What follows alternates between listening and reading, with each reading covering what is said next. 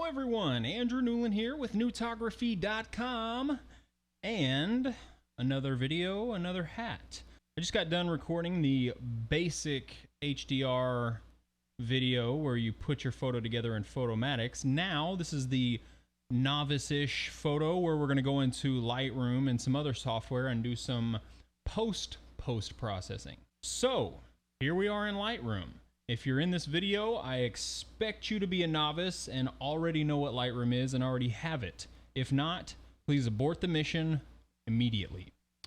Anyways, we're in Lightroom. I made a special HDR tutorial catalog. We're going to go ahead and import our images. First thing I'm going to do is import the raw photos. Then I'm going to go in and I'm going to import the tonemapped HDR that I made. All photographs, we have all of them here. So, why do we need all of them?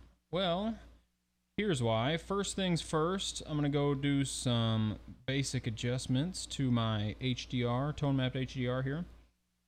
I'm gonna add a little clarity. Clarity is so good for HDRs. It just makes it just so good. Don't you love it? Add a little clarity. I don't need to do a lot. Correct my exposure a little bit. I want to keep it fairly flat so that I have a little wiggle room in Photoshop. All right, so what I'm going to do with these other three images is I'm going to blend a hint of each photo into my HDR to give it that realistic look. Overdone HDRs are so 2000 and late. I mean, just don't do it. It's over. That phase is done. It's out of here. So more realistic HDRs are what's in now. I'm one of the cool kids. You can trust me. So this photo, what I'm going to take is I'm going to take the sky. That's what you do from your overexposed shot. You take the darks, blend them in. So the sky is going to be my dark at nighttime. This one right here, I'm going to use to blend in my highlights, which are my building lights, my streaks. This one over here is what I'm going to blend all the midtones, maybe the buildings, the love monument, stuff like that. I'm pointing at the screen and I realize that's not doing you any good. I am so stupid. Anyway. All right, so what I'm going to do, take into consideration that I will be blending in all the buildings in the love monument from this photo. So I need to get it fairly close to the exposure on my HDR. That means I need to bump up the exposure a little bit. Probably bump up the saturation. Getting a little closer there. Shadows need to be bumped up a tad. All right. Now, that is a little better than this comparison. Wouldn't you say? That's a pretty drastic comparison. This comparison is a little less drastic. So, that's good. All this stuff that I want to blend in here, better. Now, the highlights, we're going to blend in the streaks and the windows and all our highlights that are blown out. So, bump up our exposure a little bit, and just looking at our highlights, looking just for what my highlights want to look like, and I like it about right there. Maybe I bump the saturation up a little bit and look at my highlights in the other picture. Still need more saturation, but that's okay. What I'm looking at right now is the Bank of America down in the bottom right over here. The saturation in that is fairly close, so I'm good there. My highlights are good. Now the last one is my darks that I'm taking from my overexposed shot. So I want to get my darks as close to the HDR as I can. And they're pretty close right now. It might be a hair overexposed. Bring it down a smidge.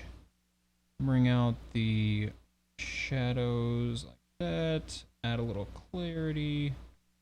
Saturation. See how that looks. A little closer.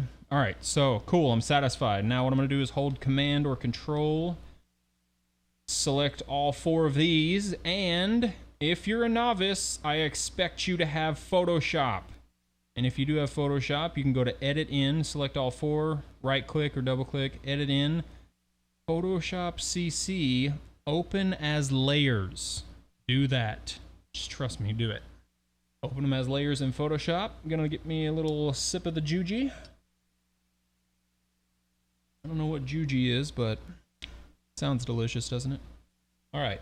So now Photoshop is going to open up each photo as an individual layer, and then we're going to blend these together to get us a more subtle HDR and a more realistic high dynamic range photo. Man, y'all should be paying for this stuff. You know how long it took me to learn this when I was your age? Okay, here we go. So what I do initially is I put HDR on top, highlight, midtone, shadows, like that. So first things first, man, I really shouldn't, I'm gonna save some of it for the expert course. So I'm just gonna show you how to blend. I do a lot more usually, and I'm gonna do it right now, and I'm gonna cut it out because you're not an expert. So give me a second while I do my expert things, and then we'll come back to the blending. This is where I stopped the mouse course. This is only for experts. In your expert course, this is what I did in Photoshop. I was doing layers. On my HDR layer, I come here, I duplicate it. Press OK. Change the blending mode to multiply. Knock it down. All right, now we are back to your novice level things. I did a hint of a little bit up here. Oh, I'm gonna hide that so you can't see what I did. It's for the experts. You're not an expert yet, or maybe you are. If you are an expert, watch the expert video. Anyway, so we did a little here to this layer. Now, not a lot, but it's expert stuff, so none of your business. Take our HDR layer and let's start blending it in. So first thing we're gonna do is command click, come to edit, auto align layers, do auto, okay. And then, believe it or not, Photoshop is not perfect, so sometimes it doesn't get this right. Take off the command click, fill the opacity, and zoom in, and it looks like we're spot on. I'm going to give you an example of what it would look like sometimes if the auto align didn't work. It'll look like that, right? So we don't want that. If it does, if you take it down to 50% opacity, give it a good look, make sure everything's lined up, and then you're squared away. We'll bring it back out. Pull our opacity back up. We're going to add a layer mask down here. If you don't know what a layer mask is, I suggest you check out my masking video. It's pretty basic stuff.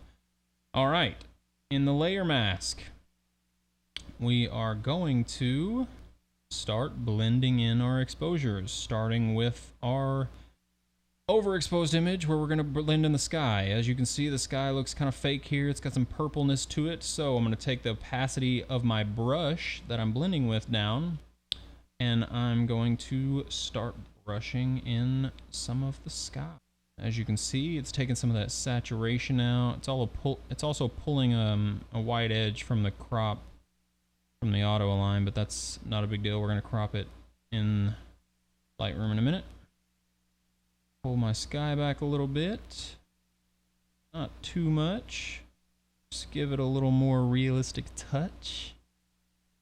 All right, now what I like to do is click this little eyeball, like poke it, take your finger and poke that eyeball right there in the retina, and I just flip back and forth and just look around to see if there's any more shadows that I want to pull out and make more realistic. The sky was pretty much the only thing, so that's all I wanted. You can see kind of up here where I painted. Now I'm going to control click. Merge these two layers. All right, one layer down. Doing the same thing with the next layer. Select them both, auto align, enter. Let it do its thang-a-lang. All right, now make sure it's squared up, and it does seem to be, so crank it back up, add another layer mask. And this is our midtone, so this is where the majority of the masking is going to come in. As you can see, I mean, honestly, looking at this photo right here, I do like what this HDR looks like plain. But generally, in most photos, it doesn't come out this great. So this is the process I go through in almost every single photo. So just think if something was way too HDR-y, this is where you would start blending back in. I like this look, but for demonstration purposes, I'm going to show you the whole process. All right, so we're in the mask, clicking back and forth, looking at what I want to blend in as far as midtones go. I'm going to blend back the statue a little bit. I'm at 31% on my brush opacity. I'm just going to start brushing in the statue. And just so you know, I probably should have told you this earlier, my hardness is down to 0. So I don't get any harsh lines where I'm brushing. All right. Actually, I don't want it that bad. I just want a hint of a little bit brush back. If there's any crazy HDR spots like these spots down here, I'll brush them back. The blue's a little overkill in here. I'm gonna brush the blues back. This is a little too HDR for my taste. No, Control Z, I like that darker. All right, let's click back. I'm gonna look at this building on the right over here. I like the way it looks, but for demonstration purposes, let's take back some of the HDR thing in this building. Just paint over it all together. All right.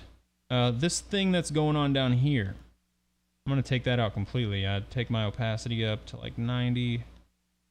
Look at there. That makes the taxi look a lot better. This is where blending is really crucial. You find mistakes like that and you fix them. You see that right there? We brush that bad boy out and now it looks like a regular taxi. And since our hardness is so far down, there's no harsh lines, you can't really tell that it's been blended. Cool. Let's see if we can find any other things like that. If you see this over here, this blue right here looks like it should be blown out. The highlights are clipped really bad. So I'm gonna brush this back. This whole area right here just kind of is a little overkill. Still at 79%, so I'm gonna take that back. Indian giver with my brush there. I'm gonna knock it down to like 50%. I'm gonna brush it in pretty broad stroke. Brush all this stuff in right here. Takes the saturation down a little bit and gives it a more realistic feel, whereas the HDR in all these highlights made it extremely oversaturated. All right, I like the look of that a little better. Now get a broad brush, and I am going to brush this whole building in 50%. Getting a little better. And brush these buildings. Nope, I like that building the way it was. I kind of like this building the way it is. Yeah, I'm gonna keep that building the way it is too. Don't want to do anything with it. By the way, I'm brushing and then I'm taking back my brush. I'm just seeing what it looks like. This one way is a little underexposed, and it's the correct exposure in my thing. So I'm gonna brush in this one way. Just minute details like this. I'm pretty strict on myself, and that's what makes a good photo great, when you pay attention to the details. Take out some of these oversaturated lights back here. All right, I'm gonna click back and forth and see if I notice anything else that I want from my original photo. I like the way this little trash can thing looks. It's a little less contrasty in the original, so I'm gonna brush that in a little bit. Click it again. And for the sake of time, I'm not gonna do much else on this layer. Control click, merge these two layers, last one, and you guessed it. We are going to edit, auto align these two layers. Select our one layer, knock it down and see if it lines up. Yep, looks pretty good. Knock the opacity back up.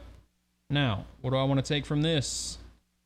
I'm tempted to take that bus, but that cool little spiky thing over there on 6th or 7th Avenue and 57th Street, I think, is pretty neat. It's like a fountain thing, if I remember right. Not a lot I want to take from this shot, to be honest with you. In a more dynamic daytime shot, there probably would be. So I think I'm going to just take some highlights out of these windows. Add our layer mask. Get our brush out. I'm going to chop it down to 25% because I want it to be pretty subtle. And take these highlights from the original photo. Just brushing in these highlights. I'm going to knock it up a little bit to like, say, 40%. That looks a little more realistic, yeah? The highlights from here. Anywhere there's like a really blown out highlight, it's kind of what I want. Don't want that. It took a little texture away from the building. This sign, probably.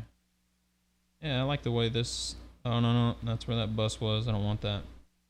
Alright, so let's see if there's any more highlights we want. I'm going to do a really subtle broad stroke over my love monument. Down to 22%. Brush over this monument just a hair. For whatever reason, I just like this thing to be a little dim, even though it's the main focus of the photo. All right, so The blending is complete. I merged the layers, and this is why we took these things in here from Lightroom. Because all I have to do is click save, and then look at that. It just automatically pops up in Lightroom. Genius! Who thought of that? Some smart people. All right, now look at our before HDR and our after HDR. Pretty subtle difference, I know, but like I said, I'm picky, and let's be honest, this one looks better. Don't lie, you know it does. And now, let's look at our original photo and our HDR. I'm telling you, it's not a huge difference. This was I mean, not to toot my own horn. This is a pretty good photo to begin with. Some of you probably like the original photo better. But this is an HDR tutorial, so shut up. So, I like this HDR the best. Now it is time to edit this HDR. First thing, you may not notice this, but you need to crop. Sometimes if you forget to crop and you upload it and then you see it against a black background, if we change this to black, you can see that I need to crop. Look at all that white space on the edges. So, bringing in just a smidge, make sure that it's locked over here to the aspect ratio. Then move it around till all those white edges are out of my photo. Done. Done, son. All right. Now, we're going to do some minor tweaking. This is pretty novice stuff. That Photoshop stuff might have been on the borderline of expert and novice, but I hope you held on. All right. Put up a little contrast. Our highlights, mess around, see what looks good. Shadows, we can bring the shadows out a little bit. Whites, pull the whites out because it kind of clipped our shadows a little bit. Now clarity, watch this, just watch. Oh yeah, look at how good. I mean, clarity was meant for HDRs. All that like subtle texture that you get in HDR photos, it just brings that out without really adding a lot of noise, which is so beautiful. Just look at that. Just, oh, it's so good. Anyway, clarity people, get on the clarity train. That was dumb. All right, and then standard stuff I'll go through here. I don't see any colors that need to be adjusted. This like sky is kind of weird, so it's like a purpley, who knows, maybe there was a purple rain. That's what it was. Had to have been. Yeah, I'll play around with the colors usually to try and adjust them. Split toning, don't need to do that. Detail, we're looking pretty good as far as detail goes. I mean, we made sure it was lined up so there's no real weird overlapping. Everything looks good and sharp. We don't need to add any sharpening. Too late for that. I like to add vignetting just to bring my subject into focus a little bit. Just a smidge. All right, so I'm at 23. That's probably too much. I have a horrible habit. I'm addicted to the vignette. Probably good at like 14 or something, but let's look at 23 compared to nothing. So obviously these buildings on the edges and stuff look kind of cool, right? But that's not our subject. So if we can draw the eyes in to our subject, then that's a better thing to do, right? It's all about taking the eyes and capturing them, holding them hostage, plucking those eyeballs out, forcing them on to what you want the subject to be.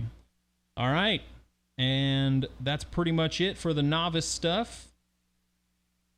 I'm gonna move on to the expert stuff for all the big dogs out there. But for all of you novices who haven't leveled up your photographer,